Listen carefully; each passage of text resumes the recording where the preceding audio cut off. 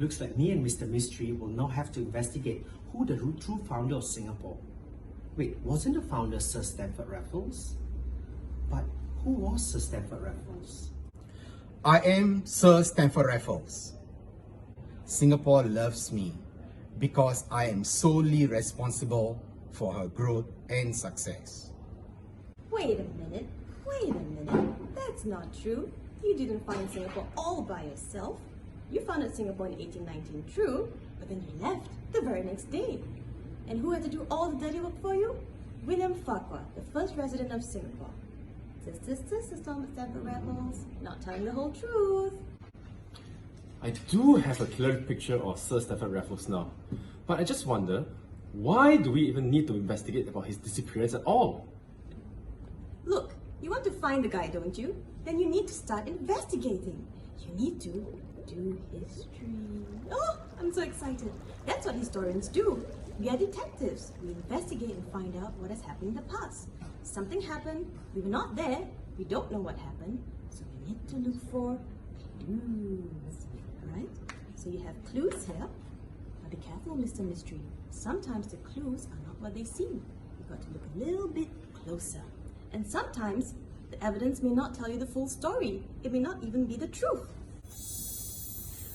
Aha!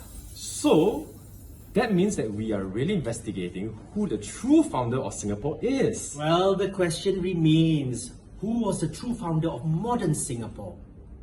Do you want to know how this story ends? If you do, then join us as a history detective in Ahmad Ibrahim Secondary School. Hi, I'm Mr. Syed, the HOD of Humanities. Now, how do you find the skit? I hope you enjoyed it. Now, over at the History Unit, this is what we do as historians. We try to uncover sources, we try to unpack them, and we try to see the various perspectives and viewpoints surrounding it. Now, if you enjoy what you have just watched, you will definitely enjoy your time here at AI. So please join us. Hey Avis, what's that? Oh, I just received a package from my overseas friend who sent me volcanic mud. What? Volcanic mud? Are volcanoes dangerous and toxic? How did your friend even obtain them?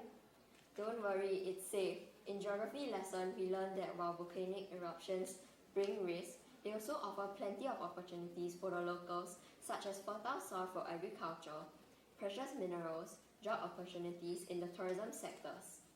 Also, there are different types of volcanoes and they don't always erupt.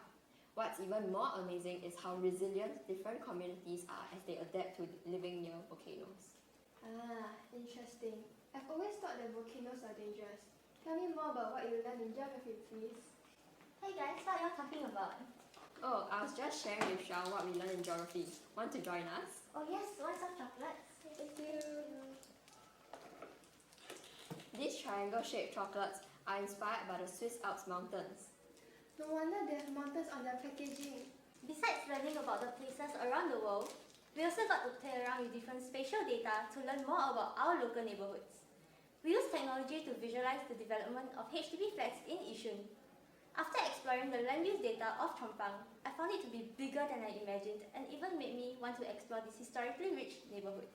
Yeah, geography made me more sensitive and aware of my environment. We did a walkability test and assessed how walkable different streets are based on different criteria. Since then, I never viewed streets as boring. The sight, sound, people gives a location its unique flavor. Wow, thanks for sharing your different experiences. Can you please try the volcanic mask now?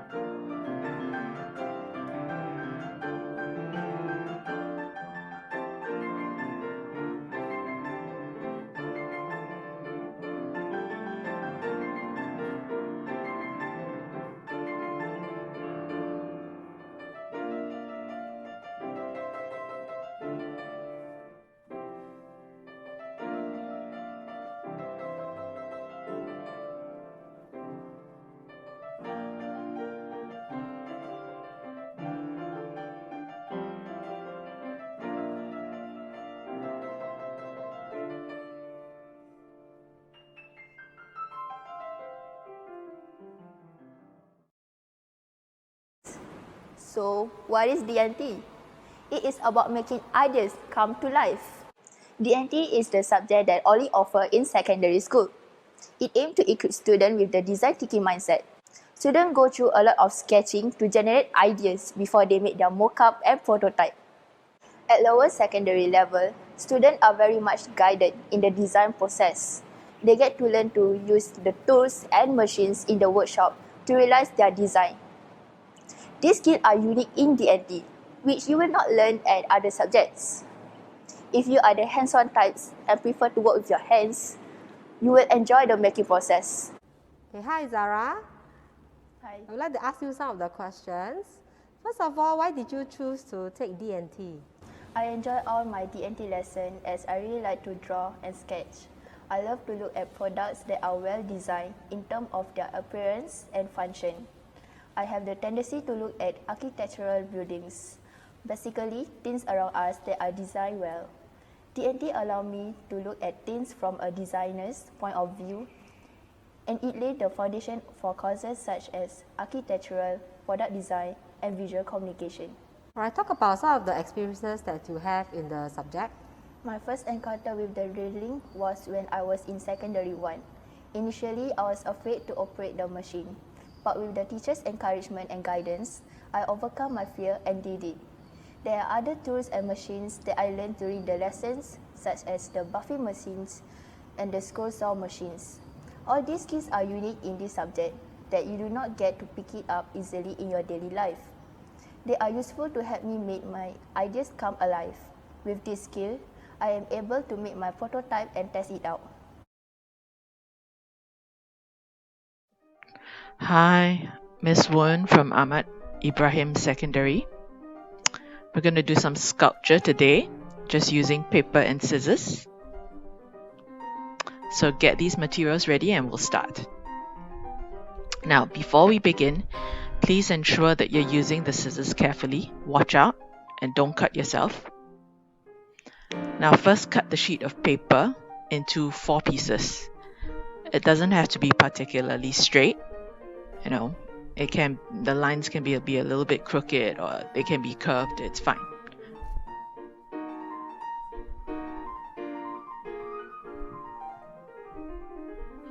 Now you need to cut a variety of shapes and lengths. It'll make your sculpture more interesting. Ta-da!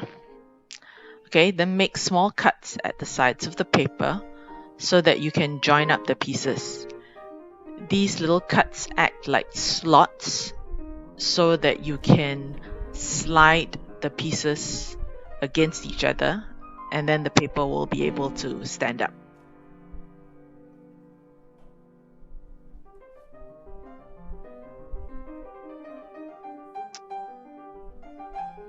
Okay, now be patient with the paper.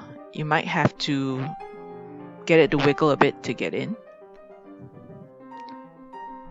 Okay, there's success. You have a very basic sculpture.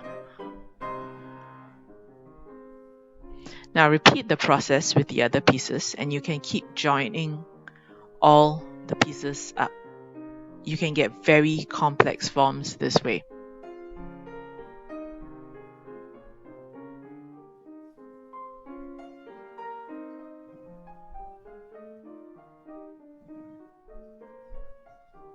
Okay, now for the long strip, you can join the different sides to each other. And you will find that when you do this kind of joining, you actually make a curve. So the shapes are slightly different from when you slot flat pieces of paper against each other.